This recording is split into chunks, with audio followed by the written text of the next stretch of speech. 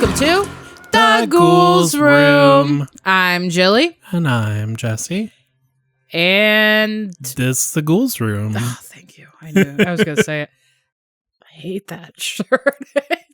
It's that bad. Like, it's just that bad, you know? It's just such a bad color. Anyways, so I thought we should start off with a... You're ready? A spooky dooky story. I know. Jessy loves this name. So this is from a listener. She listens. Anyway. So this is from our cousin. We love you. Anyways, her story is called Spooky Dooky Ghost Wants a Car. I love this already. Okay. I know the story, but I'm excited to see how she's written it. Me too. Because I've only seen like on Snapchat the story, so I was like, okay, I know what happens, but then to hear it this way, I'm not ready. You know. All right. Shall we jump in? We shall. All right. Okay. Let's. You don't want to change the shirt first? No. Okay. Got you. All right. So, anyways, she got me this shirt. Christian, it's a cool shirt. I hate the color. Anyways, on the record now. Wow. Anyways, ready? Anyways. Okay. This story is more embarrassing and weird than anything. But the more I think about it, the spooky dookier it gets. I hate that this is catching on. It was a Monday evening 2 weeks ago, and I had finished class and went to use the bathroom. The ghouls. I got up to I wasn't even thinking about that it's about a bathroom. It's a toilet story. Come on, man. I got up to flush the toilet, and as soon as I flushed, my car key fell out of my hoodie pocket into the toilet. I'm really looking forward to Jen's soundscaping for this story. And was instantly gone. Also, you and I know where this is going, but like, hoodie pocket, guys, don't put important things in there. Yeah. It's a tube. There's no sides to it. But what if you don't have other pockets? What are you supposed to do with it? I mean, if you're a girl, you got a purse, right? Wow. Gender norm. Wow. Okay. Well, All right. All women with your purses. Guys have pockets, so I assumed we were talking about. Whoa. I'm kidding. Anyways. But yeah, that's a rough spot for anything important. And if there's a hook on the back of the door, sometimes I really try to balance it the right way. It's Jenga. And hey, if you're in there for a while, you got your entertainment. You know, it's like toilet Jenga. It's not great. Coming to a store near you. I was gonna say our next product. Wait for it. All right. Anyways, so it was instantly gone down the toilet. My life flashed before my eyes. Fair. And I couldn't believe it. I went to ask the custodian if he could find it. Ma'am, I just work here. Oh, wait. It's so funny. Oh, my God. Oh, wait a second. He plunged the toilet but had no luck. Well, at least he tried, I guess. You might think that's just unfortunate timing. And who knew a car key could actually flush down the toilet? Who does that? Who does that, indeed? So I handled things that night. I had a spare key at home, luckily. Thank goodness. That Thursday, I went to get a new key made. I thought things were looking up. Then it was Monday again. I thought, oh good, I'm 1 week clean. I'm an addict and I'm addicted to flushing keys. I've been clean for 1 week. But around the same time it happened the week before. Shut up. I didn't know Did you not know she did it twice? It happened again. No. Yeah. I didn't know it happened twice. Yep. Oh my. Christian.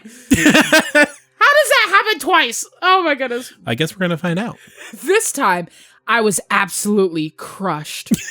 It fell out of my pants pocket this time. Well, at least we moved on from the hoodie. Which I thought was secure. It flushed again. I think I hit a new low. You gotta flush before you stand up, so nothing moves, nothing can fall into it, you know, like put it in your sock. Or fully stand up, assess the situation, then flush. Get a lanyard. I don't know. Coincidence or something else? I think there's a ghost who lives in the sewer who really wants to drive a car, specifically my car. It was a different bathroom the second time, but still, I think maybe this spooky dooky sewer ghost is after my car. So next Monday, I think I'll just avoid the bathroom altogether. That's the solution. I'm convinced there's a bathroom ghost who wants my car keys, especially on Monday nights. Oh, that was so funny. Oh my goodness. Thank you so much for submitting that. I can't believe I didn't know you did it twice. Definitely. That blew me away, okay? Maybe stretching the definition of spooky, but still an enjoyable read. Thank you for sharing. Thank you so much. That was so funny. If anybody else wants to send in their spooky dooky stories, you can email us. Preferably more spooky than dooky. You can email us at itstheghouls.room@gmail.com. You can also... I'm gonna go real slow so I can look it up. Call our isn't it on this phone number. Oh yeah, let me just go. Or you can go to our website, theghoulsroom.com, and we have links to all of our socials, and also you can call us. Our phone number is 401-592-7466. Thank you. Oh, that's so cool. You can listen to our episodes online, too. Breaking news to co-host. Breaking news. Holy crap. That's crazy. There's also a form submission right on the page. Yes. Oh, my goodness. You have I see so this. many ways to send us a story if you've had any spooky experiences. Go look at all the hard work Jen did. The world is your oyster. It looks great. And you're the pearl. Yeah. Right? Is that an oyster? No? No, it's not. Yes, it is. You're a pearl in an oyster. You're a pearl, kid. Are you ready for some stories today? I was born ready. So, we have an emailed suggestion. Ooh. It says, Jill, will you please fucking stop reading about ghosts and start reading about fucking aliens or something else? Thanks. I don't think that really happened. Love your co-host, Jessy. So Wow. Wow. First off, it was not an email, it was a text. Second off, I said, the past few episodes have been very ghost heavy. Could we maybe do some aliens or monsters? And now he's body shaming. What? Nice. Who? Body shaming who? Ghost heavy? Huh? It's fine, whatever. Anyways, so The picture is that ghost in Halloween Town that goes to the sweat machine. Oh my god. So anyways, I thought it was a nice suggestion, and I found some really cool alien stories. Ooh. I think some are about abductions, but you'll find out. Okay. So this first one is Appalachian.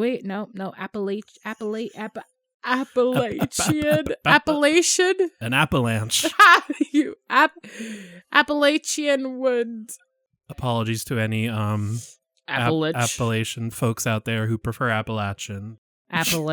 Anyways. Okay, so this is from our favorite, a Reddit user, Appalachian. Oh my god. All that buildup and it was just for the username? Yeah. I can't. Appalachian Wind. Fuck. Got it. Imagine if after all that you fucked up wind. Wind. Okay. Wait. Oh god, I lost them. Oh, here they are. Anyways, all right. It's the first word of the first story is what you're looking for. This. I'm looking for this. That's funny. All right, anyways, shall we continue? Let's. This is the first time I ever tried to write this down, and the first time telling anyone outside the family. I'm leaving out time and location and some other details because I'm still scared of what might happen with it publicly, I guess. Summer before 8th grade, this sounds like a coming-of-age story. Me and 2 of my friends snuck out at midnight to go walk around the neighborhood and go see these girls on the next block who were having a sleepover. Ooh. We turned a corner in our neighborhood and there was this huge black blimp-shaped thing in the sky. Like the pictures of the Hindenburg, but bigger than that and as close, if not closer. It was completely silent and the size of at least 4 or 5 football fields. No exaggeration, even though I was young. We stare at it entranced, asking each other over and over again if we see it, which we all agree that we do, standing there, frozen in one place. It's like black polished gunmetal, no lights, no sound, no anything. It's just hovering there. And then, I don't know what happened, but time clearly jumps. Next thing I remember is the craft/ship/government experiment, or whatever the hell it is, has gone and there's a tiny glowing white barbell thing in the sky. Seemingly slowly falling to Earth with wisps of smoke coming off of it. Then 2 brand new black trucks with silver gearboxes on the back, like F-150s or S-10s. I don't know what that means. That means nothing to yeah, me. okay. That's like a pickup truck, right? But nicer, came speeding down the street, going about 70 in a residential 25 miles per hour neighborhood. Then after that, I remember walking home to one of my friend's houses and going to bed. At that point, it was like 5 or 6 a.m. and the sun was coming up. We all made a promise to tell my dad in the morning because he worked for the city, but we never did. I don't know what happened later in life to one of my friends who was there, but the other was my best friend, and we sort of made an unspoken pact never to talk about it. Don't know how or why we did that. We all grew up, and I sort of lost touch with him too. We did reconnect over Facebook and such over the years, but it was like there was something between us neither of us wanted to touch or talk about. Looking back on it now, there's no way we could have been the only ones to see it. It wasn't that late at night, and it was over a heavily populated suburb of a major city. The idea of this has always scared me more than any sort of possible abduction scenario. Me and the others were all suffering the same sort of collective amnesia. I've thought about hypnosis, but that scares me too. Plus, I'm not sure if I'd trust the results. I was just a kid. Sorry, I was thinking of a song. I was just a kid then, and I'm not sure if I'm just a kid, and my life is a nightmare. Literally. I was just a kid then, and I'm not sure if I could trust the hypnotist. What I do know, again, is that there's no way it was just the 3 of us who saw it. We're talking a huge thing hovering in the sky directly above hundreds of houses just after midnight on a summer weekend night.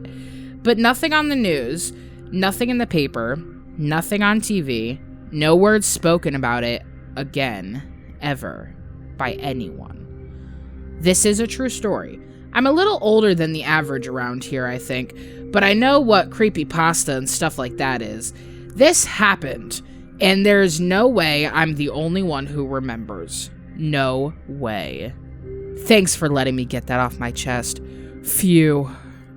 Phew. Okay, this next one is from my favorite. Okay.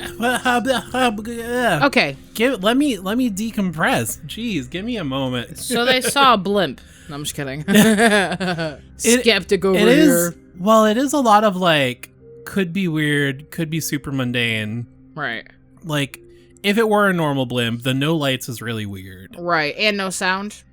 I mean, I don't know a lot about blimps, but aren't they pretty quiet. Like, I've never seen one, actually. I don't like, think I've seen one in person, but like, I feel like they are. I'm just thinking about planes, and those are fucking loud. Yeah, planes and helicopters are super loud, but I feel like blimps are kind of quiet. No? Nope. Okay, producer Jen is telling us no. Blimps are not quiet. Okay. This sentence says, they're not even quiet. Okay. One thing that's always hard to judge in stories of like UFOs or flying cryptids, anything in the air, is size is super hard to estimate. Right. Because you've got no reference, you've got no scale. Right, exactly. Like I know sometimes, like, depending on like clouds and trees and whatever, like you can sort of tell. So it's not like I would always dismiss. I feel like it must have been close though, if you didn't see it till you went over the corner of the street, till you turned the corner. Well, that's the other thing. Like, if it's or you were looking. If it's completely black, no lights, gunmetal. Yeah, but like, is that shiny black? It sounds pretty dark. Like, didn't at one point they say like a black blimp or like a dark blimp? But my point is, like, it sounds like it wouldn't be super obvious, you know? Right. A black blimp. Yeah. Yeah. So like it'd probably blend in, so it'd probably be hard to see. Right. Which I think could also account for like them saying at the end, like, no, like, not like other people must have seen it. Like, I'm sure yes, but like I'm sure it was easy to miss. Right. Especially if you're in a big city, because with all the other lights. Well, because my first thought was like, no one's looking up at the sky. I'm like, well, yeah, sometimes people stargaze, but like if you're in a big city, the light pollution, you're not gonna be looking up in the sky. Anyway. Plus the fact that it's after midnight, a lot of people will be inside. So right, even though it's summer, you're still and then yeah, once you are outside, in a blue moon, maybe outside. The odds that you happen to look up when it's overhead and notice it. But the trucks, I wish they were like, and then we followed them and like, I want it, like, that's weird. The trucks with the gear, it's like, yeah. If it was just one, then it's like, oh, it's just a guy speeding, but like two of them and they match and like, that's definitely weird. Like, it sounds like they're going after whatever was falling to the ground.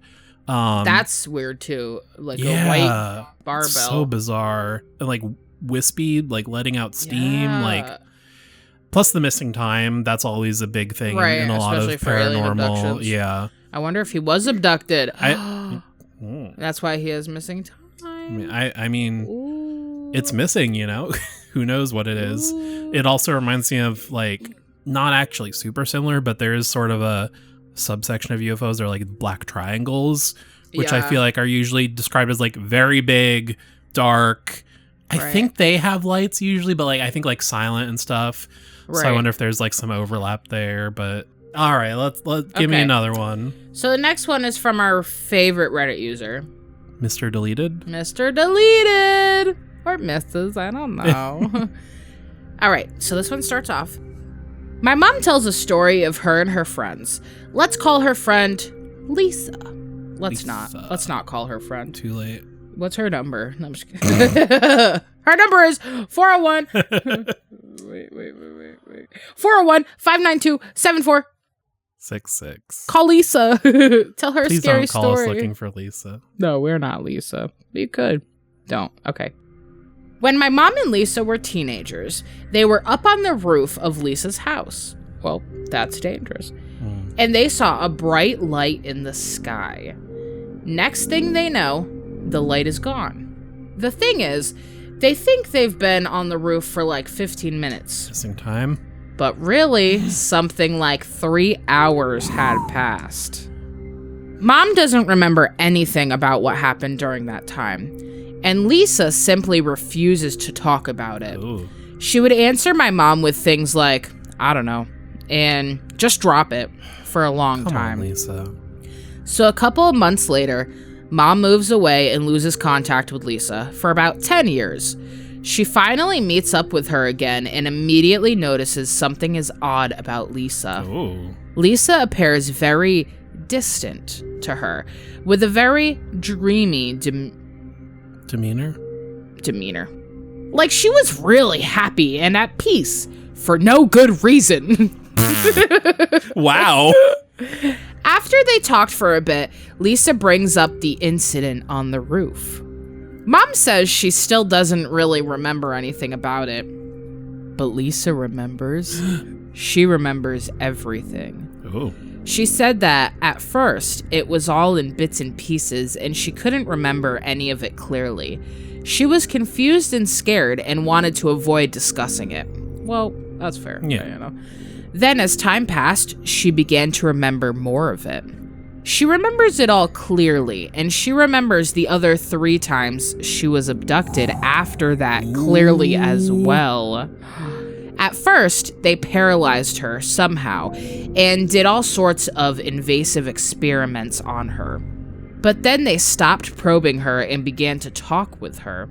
That's nice, I guess. Hey. Typical aliens, just Hey. interested in probing. Hey. Why don't you talk to me first? They didn't speak English or any other human language, but she could understand everything they said, even though she can't speak their language herself. Apparently, they told her all sorts of things. Stuff about space, Earth itself, and most shockingly, predicted years beforehand that she would get pregnant in a specific year, and it would also be a stillborn. That's sad. And that she would never be able to have children again. They also told her that it was not their fault, and they even made an attempt to save her from this fate, but they were unsuccessful. That's sweet, I guess. They're telling the truth. Fair. Like, what if they're the reason they probed her? That can't help your organs very much, you know? They also told her that they had abducted my mother another time after the first incident. Mom says she has no recollection of any other potential abductions, but she does have recurring nightmares of being abducted. Ooh. But she is, quote unquote, almost sure that they're just that. Nightmares. Anyway, Lisa tells Mom that every time she speaks with them, she comes to understand, quote unquote, the truth more and more.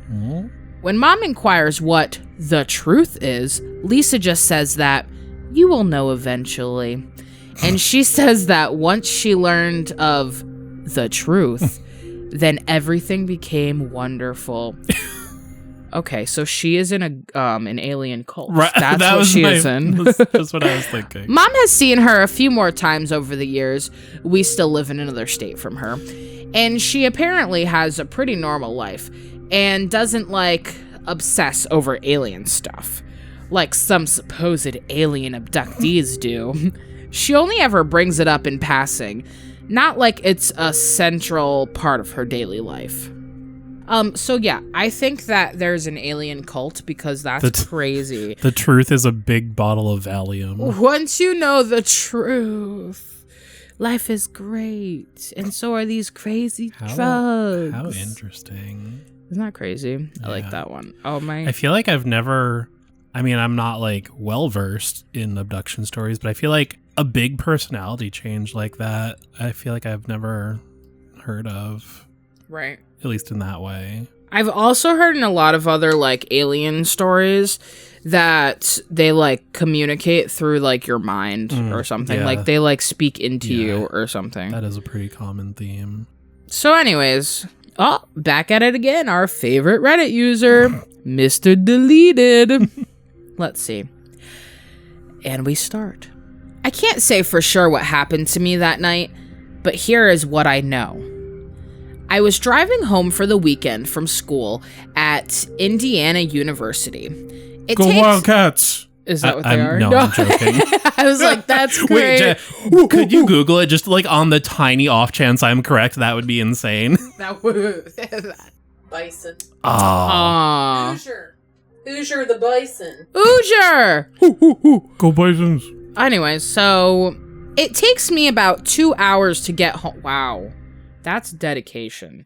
They probably stay at school and go home on the weekends. Yeah, that would make sense because it's the weekend from school. Okay, yeah, anyways. It takes me about 2 hours to get home, and I left Bloomington around 10 p.m. At exactly 10:53, I am on a rural stretch of the 2-lane highway that I normally take home, and I noticed what appeared to be flashing lights behind me. I thought, great, I'm getting pulled over. So I turned on to... That sounds like a SpongeBob, like, police car. I didn't intend it, but once I started, I was like, oh, now I feel like Patrick. Yeah, okay. Wee-woo. I thought, great, I'm getting pulled over. So I turned on to the next country road about a quarter... Country road. Sorry. So I turned onto the next country road about a quarter mile from where I noticed the lights. As the car came to a stop and I started to open my glove box to get my registration and proof of insurance, the light suddenly disappeared, and no car drove past. Now here is where the story takes a turn for the weird. And I am sure you guys will think I'm just making it up, because it really does seem like something straight out of the typical UFO movie or story. The electronics in my car started to go haywire. The radio was randomly changing stations, while the volume kept going up and down, while the dome light and headlights started to flicker and turn off and back on. This was at 10:56 p.m. I started thinking to myself that my battery must be failing, or maybe I have a short somewhere in the electrical system of my car. So I leaned down to pop the hood so I can take a look at the battery, and that is the last thing I remember doing. The next thing I know, I open my eyes and see nothing but the night sky full of bright stars. It was a cold night, and it seemed like I had never seen stars that bright in my life. I sat up and looked around, and I saw absolutely nothing. Nothing at all. I was in the middle of a field surrounded by corn stalks left over from the recent harvest. Jeez. As I started to come to my senses, I started to freak out. Where am I? Why the fuck am I asleep in the middle of a field? Where the fuck is my car? I got up and started walking towards the distant headlights I could see from the road about a half mile away. When I got to the nearest intersection, I looked at the signs which read 350 north and 50 west. I was half a mile away from my car, which was just right off the main road. I started walking towards the headlights I could see on the main road. I can't say how long it took me to walk the half mile, but it couldn't have been more than 10 to 15 minutes. When I arrived at my car, all the lights were out. My battery had died, which struck me as odd because I couldn't have been gone for that long. I looked at my phone, which was sitting on the passenger seat, and the time was... It was 10:53 before, correct? 2:17 a.m. Oh, before. I thought you were saying he, like, went back in time. No, I'm saying just to see how long it's been. Yeah. 10:56. And so now it's 2:17 a.m. Over 3 hours had passed since I turned off onto the side road for the flashing lights behind me. I remember sitting in my car completely dumbfounded, wondering what the hell had just happened to me. After about half an hour of just sitting there, I remembered that my battery was dead. So I got on the phone and called AAA to come out and give me a jump. It took about an hour for them to get to me since I was a good distance away from the nearest town, during which time I just sat in silence, running through the possible scenarios in my head concerning what just happened. To this day, I couldn't tell you what really happened to me that night. All I know is I can't think of any plausible explanation as to why I woke up over half a mile away from my car in the middle of a cornfield, more than 3 hours after I had stopped. I have only shared this story with one other person. Do you know who that person was? Jesus? My uncle. Oh, could have been. I don't know. Who knows? LOL. I am sure people would either look at me like I'm crazy or they would call bullshit on the whole story, and I can't blame them. If somebody came to me with a story like that so closely mirrors the stereotypical encounter stories, I probably wouldn't believe them either. I mean, cliches start for a reason. They don't come from nowhere. I was going to say that's probably why. Missing time is so weird. Right? Have you ever missed time before? God, no. That would freak me out so much. I'd be like, much. dude, it was just... Like, I know there's, like, highway blindness or whatever, right, where you, like, get in your mind. Yeah, and, like, stuff like that. But, like, that's, like, little bits, you know? Like, I couldn't see it being more, like... miss an exit or something. Yeah, like, minutes, you know? Or, like, blanking out and staring into space for a few minutes, too. But, like, in all these where it's like hours, like that's not normal. Right. You know? Especially being somewhere completely different. I wonder if he was naked. That's the first thing I thought when he was in a field. I'm like, was it naked? My first thought when you said corn, I was like, is there also going to be a crop circle? Yeah, that's fair. Stuff like this where it's, I don't want to say just the missing time, but mostly just the missing time. Like, I'm sure there could be like a fugue state or what, like brains are weird. Right. But then seeing the lights too, that's and about moving. Like, well, even like the fact that they weren't overhead, like they were low enough that they thought it was police or something. That's really interesting. I feel like I don't hear that. But also don't pull over here. What do they call these? Not a TED Talk. What's this called? What am I saying? A general public service warning. announcement. Yeah. PSA. A public service announcement. Don't pull over unless you see blue and red flashing lights. I mean, even if you do, if you're in the middle of nowhere, like drive to a police station. You're allowed to like, get pulled over at a safe location. Yeah, that's also there true. have been like the fake cops. Yeah, they do that shit. Be safe. Recycle. But yeah, also curious too, like with the lights, like is that just a coincidence or do you think they were like specifically mimicking? That's what I thought too. Or, because they wanted like him to get pull our over. target to pull over. Right. Very interesting. Ooh. Man. So I have one last story. I don't know how I managed to do this, but this is also from Mr. Deleted. Oh. Will we also have missing time? I was working in a wildfire incident area just south of Dugway. I'm sure you said it fine, but it sounded like you said wild fart. Sorry. Ah! You want potty humor, you get potty humor. Keep that in. No. Okay. I was working in a wild fart. No. That was for you. Okay. No, I don't. I was working in a wildfire incident area just south of Dugway Proving Grounds in Utah. I was setting fires. That was you? No, I'm being the narrator. Oh. I was in the wildfire area, setting wildfires. I was the fire setter. We were in fire rigs driving to the spot, 4 trucks in close convoy, when we heard helicopters. 8 black military choppers escorted us in formation for like 10 miles. We assumed they were just doing drills and using us for fake target practices or something.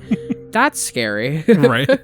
A little while later, we were parked and about to start hiking to the fire line when suddenly a thin column of smoke shoots probably about 200 feet into the sky. It was a good mile away, but the concussion was pretty significant when it hit us, and the noise was still ridiculously loud. We thought it was probably no big deal. We knew we were near a strike zone. A good 5 minutes later, an aircraft like nothing I had ever seen flew by us at maybe 500 feet. It was flat black and sort of rectangular, but with fins and wells on the underside. It was moving pretty slow and was dead silent, so I have to assume it was some sort of stealth glider. It sounds ridiculous, but it immediately reminded me of a huge flying Batmobile. Tim Burton era. After that, some military personnel got on our radio frequency and instructed us to leave the area immediately. When our crew chief asked who it was and why they signed off, and the incident commander, the guy in charge of managing the entire situation, came on the radios and said we were evacuating the area. They sent us to a completely different fire about 100 miles to the south and never told us why, except that it was higher priority, which was bullshit. It was already out when we got there, and we just assisted crews in the mop-up operation. The thing that confuses me about this is that if the army didn't want us to see that shit, or if it was dangerous, why didn't they keep us clear of the area in the first place? Either a communications breakdown, or they had a now shit situation going down and had to get us out there without warning. That one's I'm glad they brought up spooky. Military, because my first thought was like stealth bomber, stealth right. Jet, like P2s, I want to say, and the F-117, I think. F-150. Ford. I guess the SR-71 Blackbird too. They're all like very sleek, thin, black. I don't know about quiet, but yeah, it definitely sounds like experimental crap. Right. Was there like a time frame on that one at all? No. So I mean, It was weird because yeah. rectangle with wings, that's odd too. Like a glider. It said fins, but I'm assuming wings. Is that maybe it fins? meant like upright? Oh, okay. But a rectangle. Yeah. How weird. And also quiet like the other ones, which I thought was cool. Oh, interesting. Yeah, that one definitely sounds like experimental. Right. That one doesn't sound as alien-y. Yeah. Definitely spooky, but that one I feel like you could work it the because explosion is very weird too. That is weird. But it was a target zone. The whole thing's weird. The description of it almost makes you think of like a geyser or something, like smoke shooting up. That's kind of what I was picturing in my head. Like, that's odd. It was weird. Yeah. Just weird. But almost like that's what we're here for. Yeah. Spooky, odd, dooky stories. Should we move on to our second? I think we should. Segue. All right. Kept that shirt on, I see. It's a bad color. I'm not overreacting. I'm a little overreacting, but I hate looking at it. Close your eyes. All right. Back to our Sickland story. Give me a little reminder. There's new guy, Sergey. Right, yep. He was pretty well versed in all this stuff, and he was like teaching basically. The narrator was like, oh, these are all his lectures he's given me that he couldn't give at school because he was sort of a last minute replacement in class today. Thanks to Bob, who may or may not be dead, who our narrator is still dreaming about. The last dream was Bob saying that he buried something. Right. That's what it is. And they're going to the tree. Okay, that's what I was waiting for. That. Yep. And they have to go to the tree. The second sentence in today's first that probably would have reminded us, but all right. Content warning for some body horror. So, Saturday, April 13th. Find. I made a discovery. We were out with the maps again, and we passed the tree where Bob had shown me the mall. I pointed it out, and we went over. The tendril had decayed away. I told Sergey I wanted to dig in the area. He nodded and walked off with his map and pen. I grabbed a spade from the Jeep and got to work. The ground around the tree was too hard to dig except in one area. I dug about 10 inches. When I didn't find anything, I squatted down and took a drink. I scanned the area. About 40 yards in front of me and to the left, I saw what looked like a heat haze. I stood to get a better look. I couldn't see it from standing. I squatted back down. Still nothing. I swayed from side to side. Found it. I'm just imagining Sergey looking over, watching him do this. Right. There was only one position from which the haze was visible. I pulled out my radio and got Sergey. He took 10 minutes to get back to where I was. He came over and squatted next to me. Come on, why don't you take a seat Papa right next to me, bud? I leaned as far away from him as I could and still see the haze, and showed him where to look. Remarkable, was all he said. He pulled out a pair of binoculars, looked, then passed them to me. You couldn't see the haze through the binoculars. Interesting. He told me it was a great find, that we'd study it. We stayed there for the rest of the day experimenting. We've marked the observation point with spray paint. We're going back tomorrow to see if it's still there. This could be the topic of my next paper. I was gonna say, weird that he didn't find, well, not weird he didn't find things, it was a dream, but like weird that he did find something, there was a reason to be down there. Yeah. Which is, so when I think about like when it's super hot above like a pavement, I think that's what it is, yeah. right? The little like, yeah, okay. All right, next entry, the next day. We went to see the haze. Sergey knelt on the mark we'd sprayed and looked in the right direction. He couldn't spot the haze. I went over. With a bit of swaying, I was able to find it and point it out to him. You gotta sway first. You gotta do the... It's like they're going to see the haze, the band. Just sway a little. Just really gotta feel it. We took measurements today. It's 38 meters away from the X, 1.1 meters wide, and 1.9 meters high. So that's meters like a little over 3 feet. So it's about half a person size. We got the height and width using an old-fashioned theodolite, no idea what that is, and the distance by tape measure. We left it stretched out. Producer Jen, could you Google theodolite for us, please? And thank you.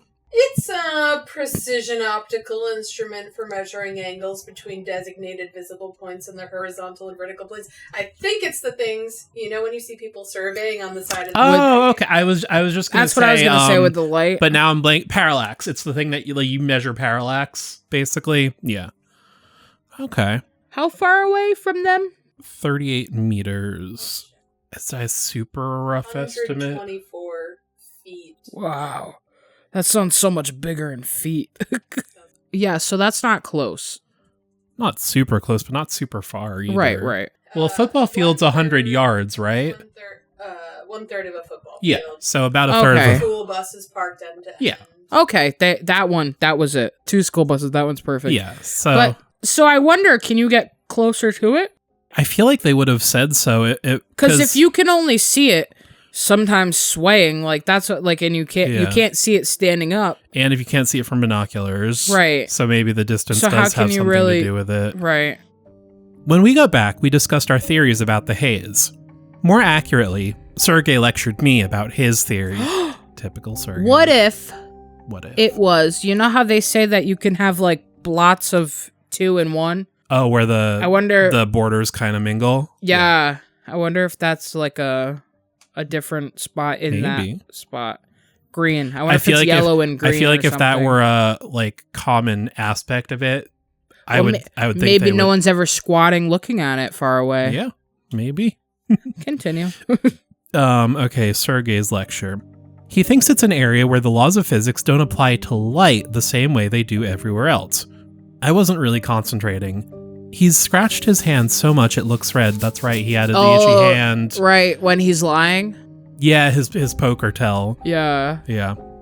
If he spent more time listening to people, his hand wouldn't be sore.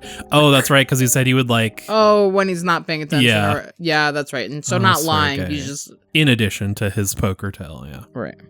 I had a Bob dream last night. He was sitting in the kitchen when I went to get a drink. I could see the whole cheekbone underneath his eye and the top of his teeth. The eye itself was red and sagging. The specimen covered his whole hand. He looked at me, but he didn't say anything. I think it's interesting that, despite the horrible images, the dreams don't really scare me.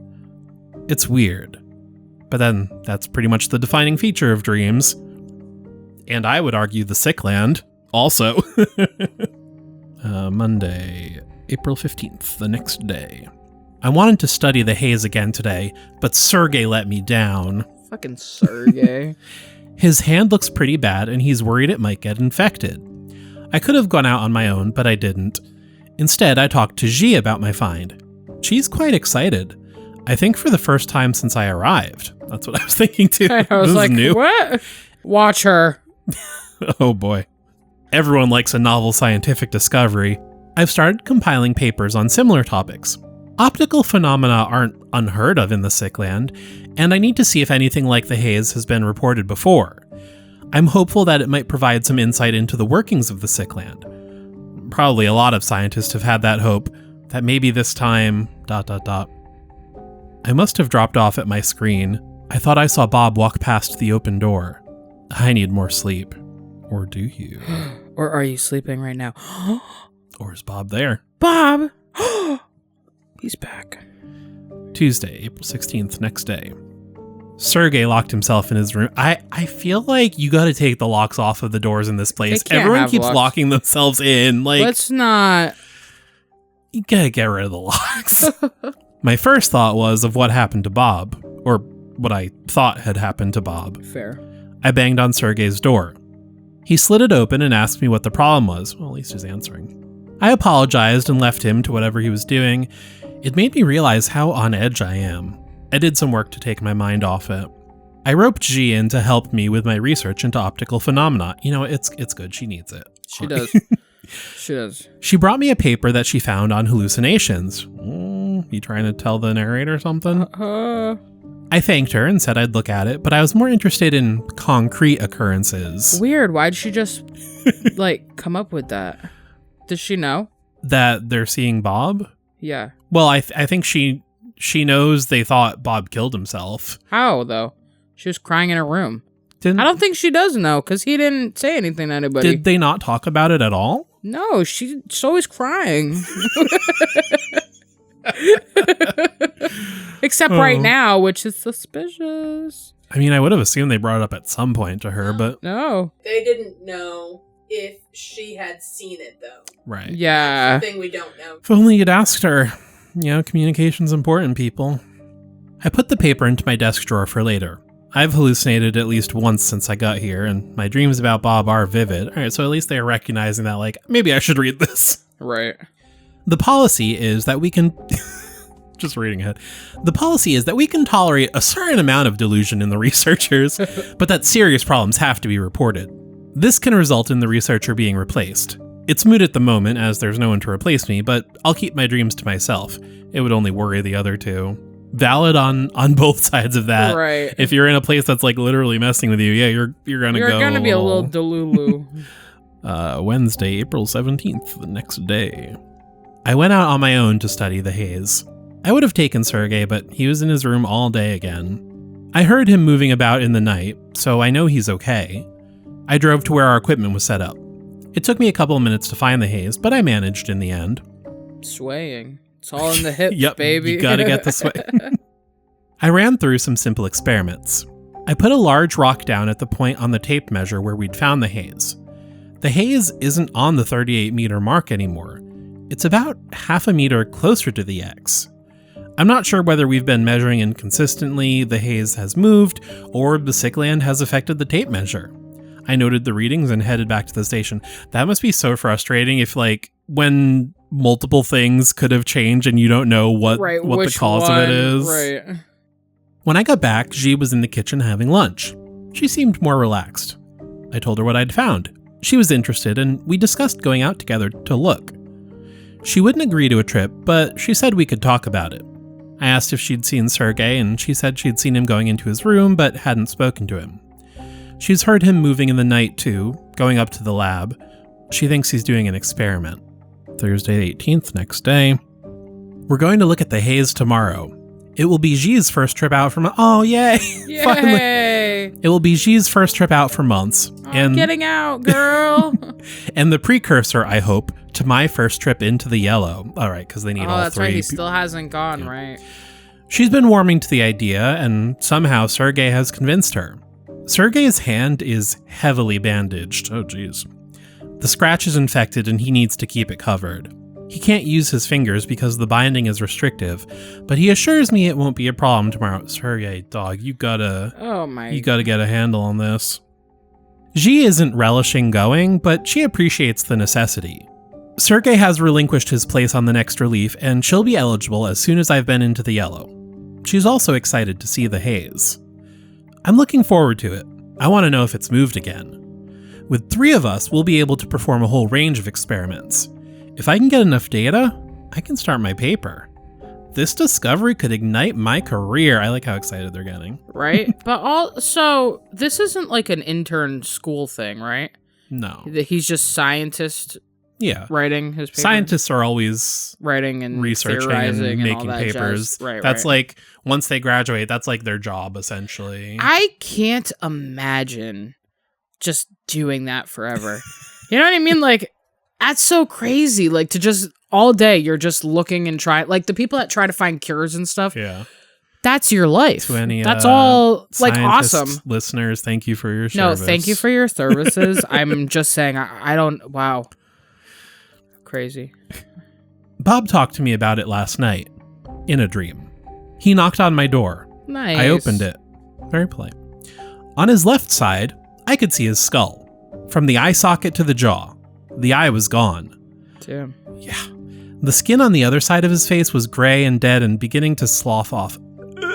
Sloth off? I hate that word. So, like... Sloth? Sloth. S-L-O-U-G-H. Oh. Just like the way some people hate moist, like it's just a physical, like sloth. I hate it. That's disgusting. I thought his skin was slowly inching off like a sloth, so I was like, that also, I get it. Also not a good image. Yeah, I was like, that's also terrible. Like, sloth. Like melting almost. Disgusting. It's weird that's just half. Is it the half he's holding the thing? The other side. It doesn't really specify. Because I wonder if the half he's holding the thing is the half that's going faster than the other half. His arm was covered in white fungus, also disgusting. Ugh. Almost up to the elbow. There was no sign of his hand. Bob told me the others are jealous of my discovery. They want to ruin me. They conspire behind my back. He left.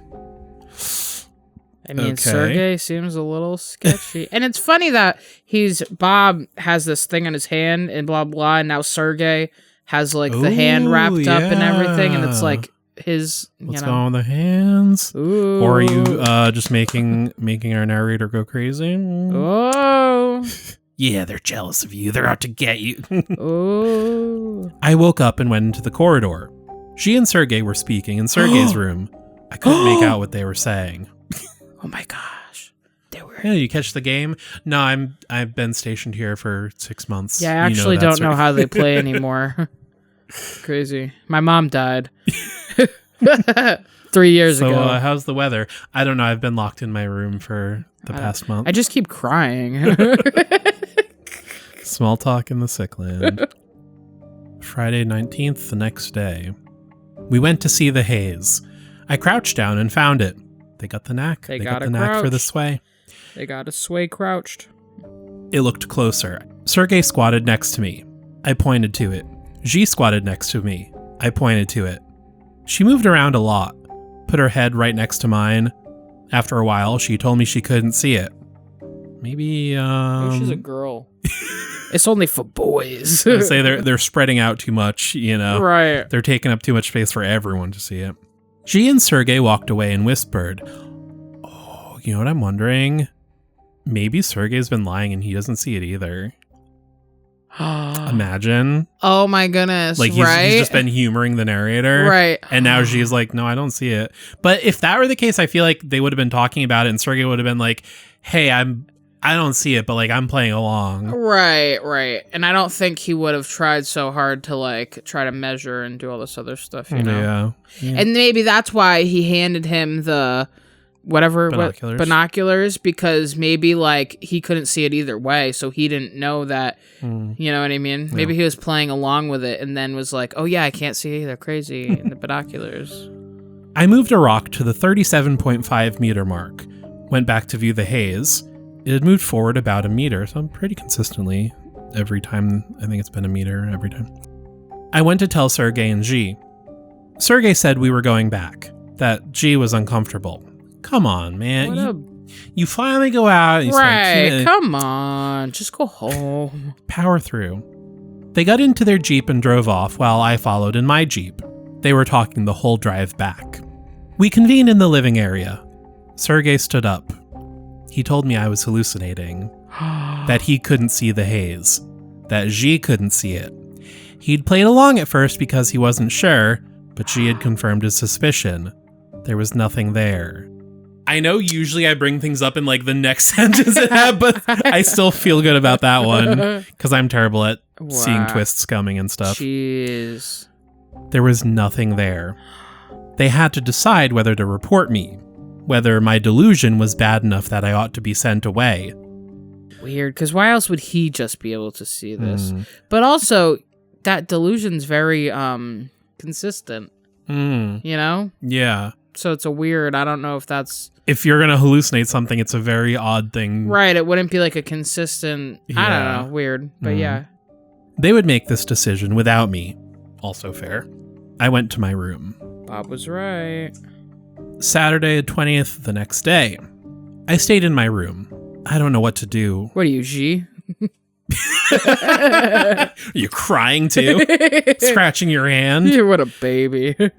I have been seeing things that aren't real. That much is true.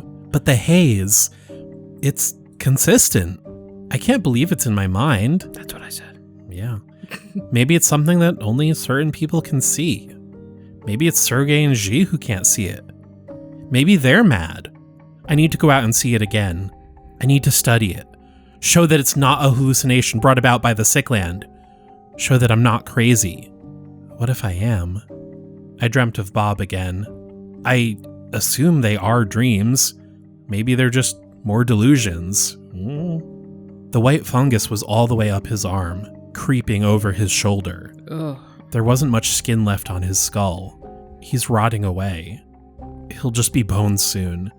Bones and fungus. Bob, stop visiting me, please. Bob, respectfully, I love you, but I don't want to see this anymore. Thanks. He passed me something with his good hand. His good hand had only 3 fingers. Ugh. He passed me a tiny electrical device. I hadn't seen it before. He went. I woke up. Not in bed. I'd sleepwalked. I've never done that before. I'd locked the door to my room, but now it was open. I had no idea where I'd been. In my hand was the tiny device. I'd picked it up somewhere. Maybe the lab. Sunday the 21st, next day.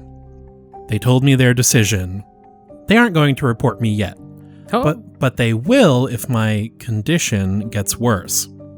Sergey asked if I'd had any other unusual experiences. Well, now I'm not gonna fucking tell you, like... I didn't mention Bob. Of course not. I told him I'd sleepwalked last night and picked something up somewhere. I took the tiny device out of my pocket and passed it to him. He took it clumsily with his left hand. His right is still heavily bandaged. Apparently, the device is a flux detector. Sounds made up. Don't know if it is or not. Flux capacitor. Right. It has electronic circuits with different levels of sophistication, each one controlling a small speaker. In theory, when you move between 2 areas with different strengths of mol, the sound coming from the device should change as different circuits are affected. Okay. Reminds me of like a ghost detector. I was just going to say, it reminds me of when they measure the whatever. I'd never heard about these devices. Sergey said that was because they don't work very well. They break easily and give false positives. All right. He switched it on. It made a continuous high-pitched sound. He waved it in the air in front of him. The sound changed. He said, "See?" and threw it to me. I tried it. The sound from the device stayed the same as I waved it around. Because he has Maul in his hand. Sergey said that showed the device was unreliable. I switched it off and pocketed it. The 3 of us are going out tomorrow. Despite Xi's earlier misgivings, we're going in a single Jeep. They don't trust me. Fair. Monday, the 22nd, the next day. I'll try to keep this short. Today was eventful. We drove out this morning in a single Jeep. The Jeep broke down. Of course. She was upset, also of course. Right, usual. One of her fears is to be stuck in the sick land overnight. Okay, that's valid. Okay. Sergey decided that he would walk back to the station with Xi. I would stay with the Jeep. When they got back, Sergey would drive out to pick me up and tow the other Jeep. We can't all walk back together because it's too dangerous. There's a risk the whole team could be wiped out. I watched them walk away. I guess that makes sense. I tried to start the Jeep. It wouldn't start. I realized we'd oh boy. Near the tree. Close. Well, technically, yes. I realized we'd broken down about a mile from the haze. Oh. But I think the haze was next to the tree, so you're still, Yeah. I walked to the viewing point. The haze was 20 meters out. Ooh, it was like 30 something before. I went to it. I could have reached out and touched it. I put my hand in my pocket. Had a feeling this was coming. Grab the flux capacitor. I found the flux detector, which I'm reading this so petulantly, which Sergey said didn't work. I switched it on, producing a constant high-pitched sound. I waved the detector towards the tape measure. I thought it sounded different. I stepped forward, waved it through the patch of space where the haze appeared to be. The pitch increased. I held it there, moving it up and down. I'm also thinking of like when you have a stud detector on the wall. Oh, right. No. Gotcha. I held it there, moving it up and down. The pitch was highest at the bottom of the movement. I crouched. The pitch increased. I put the detector on the ground. For a second, it squealed. The sound was somewhere between a mosquito and inaudible. With a pop, the device broke. I dug down into the ground. Found something. There was something buried after all! Bob, you scandalous man. Went back to the viewing point. The haze was gone. It was like a marker. Right? I almost said magic marker, but this is very different. Marker of magic. I feel like the next like few lines are unnecessarily oblique. They didn't need to be secretive about it in the next few sentences, but it is a banger ending. Okay, I'm ready. The haze was gone. Carried what I found back to the Jeep. Wrapped it in a sleeping bag. Turned the key knowing the Jeep would start. What the fuck? It started. I drove to the station. Sergey and G had just got back. I told them the Jeep had started. Who's hallucinating now? That would be funny if they're like, I think he's making it up, but like you can see the Jeep there. I took my bundle back to my room.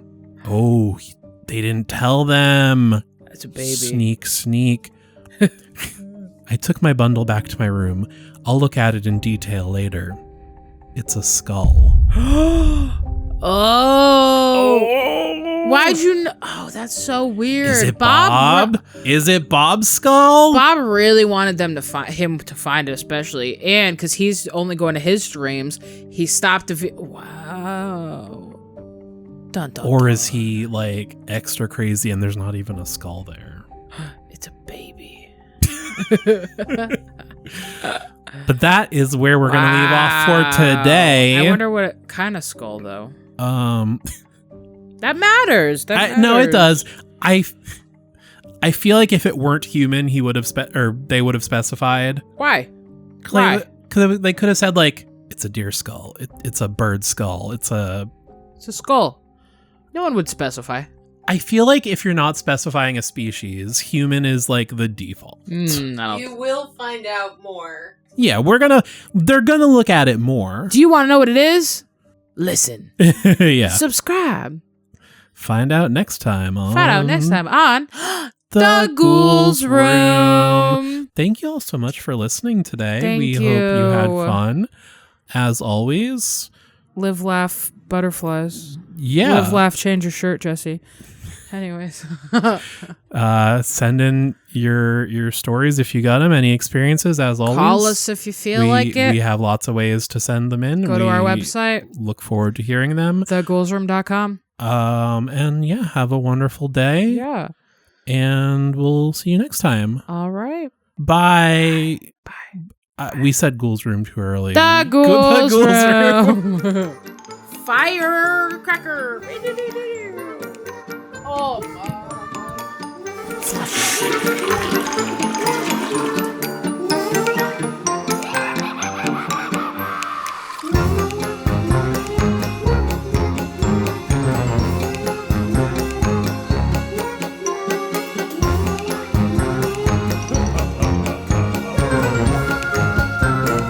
if you hear a leaf blower, that's because there is a leaf blower.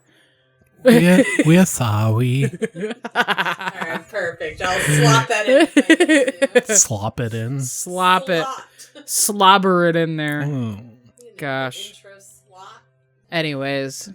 How do we start these things?